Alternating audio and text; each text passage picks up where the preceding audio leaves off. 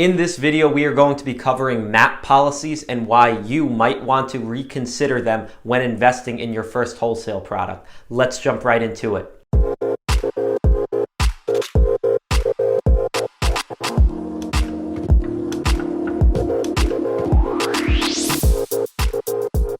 What's going on, YouTube? Welcome back to my channel. For those of you who are new, on this channel we explore tips, strategies, and experiences that I have had that will help you start and build up your Amazon FBA wholesale business.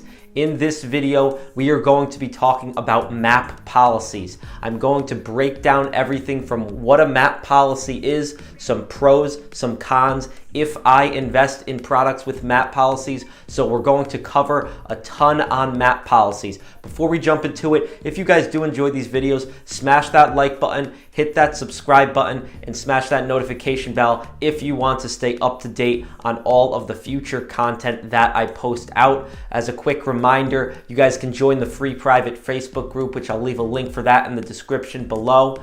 Without further ado, let's jump right into it. What is a MAP policy?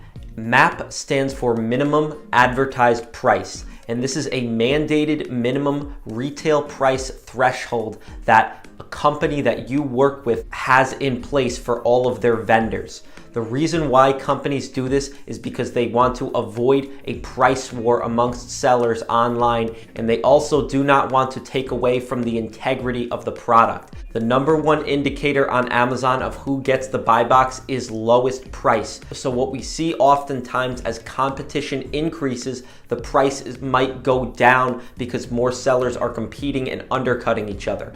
Companies want to avoid this because if they have set a retail price for a certain product at $20, they do not want that product selling for $18, $15, $12, $10, because in this case, it's going to devalue the brand and the integrity of the product. So as far as MAP policies go, we have some companies that have extremely strict MAP policies. So if this is the case, you might be on a product listing with a MAP policy, and if you go 1 penny below that MAP policy, you're going to get an immediate email or a phone call from the company saying, raise your price. And this will likely be a first warning, and this is commonly how companies do it, is they issue a first citation against you if you violated their MAP policy. They might give you a second chance, and if they do, then they would give you 2 chances before they cut you off from distribution. So this is the way companies can control their pricing policies.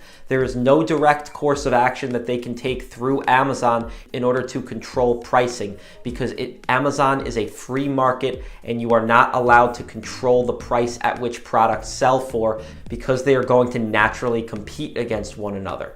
So the way a company can control their retail pricing is their distribution to their sellers. So they will cut you off if you violate their MAP policies, and you can no longer purchase from them. We also have companies that are a little bit more loose when it comes to their MAP policy. Some companies I work with have a price that they target for where they want to sell it at, and they don't necessarily like it to go below a certain threshold. These companies, we have a little bit more leeway in how we can adjust the price, which I'll get into some pros and cons of this as well.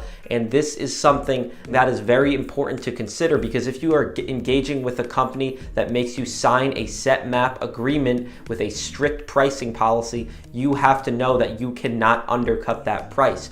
Whereas if you're engaging with a company that has a loose MAP policy, or they might use a suggested retail price, or perhaps they have no MAP policy whatsoever, then we have to consider that, because we might get into some price wars down the road. So we're going to jump into some pros and cons of MAP policies. Let's start off with some pros of MAP. So pro number 1 is that it's going to be a set, stable price. And what this enables us to do is it enables us to make educated predictions about what we are going to profit on each unit. So if I know the MAP policy is, let's say, $79.99, I know that all of the sellers are going to stay at $79.99, and I'm going to make a certain amount of profit per unit. This is a really set and stable approach because it allows you to estimate this profit, and you know you're going to make that tomorrow, the next day, and as long as this MAP policy is in existence. However, we oftentimes get faced with MAP violators. So on product listings, I will see all the time on product listings that I sell as well, there are sellers on the Amazon platform that violate the MAP policies, and those sellers that go below the certain price threshold are naturally going to get the buy box because Amazon rewards lowest price with the buy box. So what happens is you have a discrepancy between sellers that are stuck at MAP because they're engaging in an agreement with a company where they assured them and signed an agreement that they would follow a MAP policy, and then you have other sellers that are violating the policy. So those sellers that are violating are being rewarded with the sales, and then you have the sellers that are compliant that are not getting any sales. They're stuck on their inventory until everyone comes back up to MAP, or they lower their price and remain competitive with the rest. So you guys can see some obvious pros and cons of this. A huge con of MAP policies is that we often are faced with MAP violators. Now, I engage with companies that have extremely strict MAP policies, and I also engage with companies that have more loose MAP policies that target a suggested retail price. 1 year ago, if you had asked me if I was a fan of MAP, I would have told you MAP is the best thing and I only invest in products with MAP policies. However, there has been a major change with the way the buy box rotates on Amazon, which I discussed in my last video on how my wholesale business has changed in the past year. So if you guys haven't seen that video, make sure to check that video out. I'll leave a link for that up above. Long and short of the new buy box algorithm is that we have some sellers that are getting stuck in the buy box and other sellers that are not getting the buy box at all or getting it very little. So what happens here with a MAP policy is that, let's say we have a product with a MAP policy that is $19.99. What happens is that we have certain sellers that are stuck in the buy box at $19.99. Now, let's say I'm a seller on that product listing and I am not in the buy box. I am one of the sellers that is outside of the buy box, and due to this new algorithm change where the buy box is not rotating evenly amongst all of the sellers as it was prior. Now, what happens in this case is that I'm not getting any sales, but there's maybe one or two sellers that are getting all of the sales on that product listing. So what happens is I'm not able to lower my price because I signed a MAP agreement with the company. Therefore, I'm stuck on my inventory. So nowadays, I am very hesitant when it comes to MAP policies due to this new buy box rotational algorithm in Amazon. A very common trend that I have been seeing on Amazon when analyzing products and making new wholesale investments is that I see on the Keepa graph that we might have a MAP price that's $19.99, and then all of a sudden we start to see the price go down, and that shows me that sellers are violating MAP, which tells me that the buy box might not be rotating on that specific product listing. So then before making an investment, I have to analyze the buy box rotation and determine how many units each seller is selling over a given period of time. So it makes it a little bit more of a time-consuming process to make a first investment decision in a wholesale product because of this whole new buy box algorithm. However, it can certainly be done by taking a very analytical approach.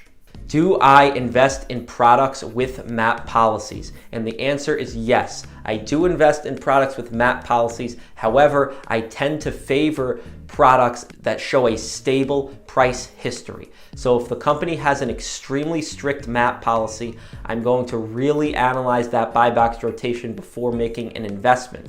If the company has a more loose pricing policy, then I really tend to gravitate towards that because I know I can slowly adjust the price a little bit here, a little bit there. For me personally, I tend to favor stable pricing over MAP pricing.